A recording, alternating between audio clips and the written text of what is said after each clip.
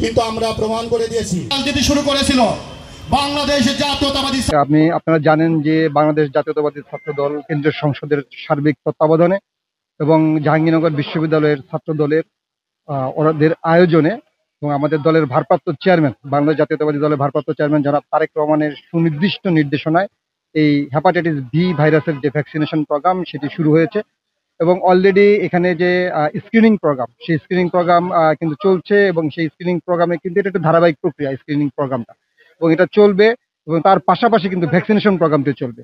এবং আপনি যে স্ক্রিনিং প্রোগ্রাম, সেখানে দেখা গেছে যে অলরেডি আমাদের এই জাহাঙ্গীরনগর বিশ্ববিদ্যালয়ের ছাত্রছাত্রী ভাই বোনদের মধ্যে প্রায় 7 জন বি ভাইরাসে আক্রান্ত।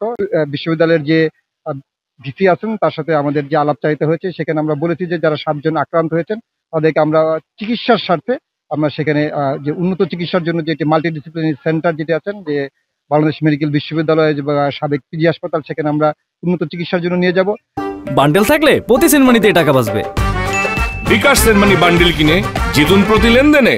এবং তাদের ভ্যাকসিনেশনের জন্য যে প্রায় 10,000 ভ্যাকসিনেশন প্রোগ্রামটি এখানে চলবে, সেই প্রোগ্রামের জন্য সার্বিক যে সহযোগিতা, সেটার জন্য কিন্তু ডক্টর বাংলাদেশ ড্যাবের সকল পর্যায়ের নেতৃবৃন্দ যারা এসেছেন এবং আমাদের ডাক্তার ভাই ও বোনেরা এসেছে, আমাদের সাথে সহযোগিতা করছেন আমাদের ন্যাবের সদস্যবৃন্দ, বিশেষ করে নার্স অ্যাসোসিয়েশন বাংলাদেশ যারা নার্স আছেন তারাও আমাদেরকে সহযোগিতা করছেন এই ব্যাপারে।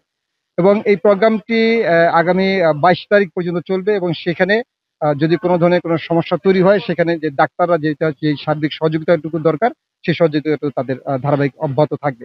এবং জাহাঙ্গীরনগর বিশ্ববিদ্যালয় নয়, যে জায়গায় ছাত্র দলের যে এই ধরনের মানব কল্যাণ কর্মসূচি থাকবে এবং সেখানে কিন্তু বাংলাদেশ জাতীয়তাবাদী দলের যে নির্দেশনায় থাকবে না কেন, আমরা সেটি থাকবো। এবং আপনি দেখতে পাচ্ছেন যে আমার সাথে আমাদের দলের যে সহস্বাস্থ্য বিষয়ক সম্পাদক ডাক্তার পারভেজ রাজা কাকন, উনিও এসেছেন এবং ছাত্র দলের কেন্দ্রীয় পর্যায়ের নেতৃবৃন্দ ডাক্তার সাইফুল আলম বাদশাহ, ডাক্তার জাহাঙ্গীর, ডাক্তার সোহেল এবং সহ ডাক্তার মঞ্জুর সহ ডাক্তার আবির, এরশাদ, এরা অনেকেই এসেছেন।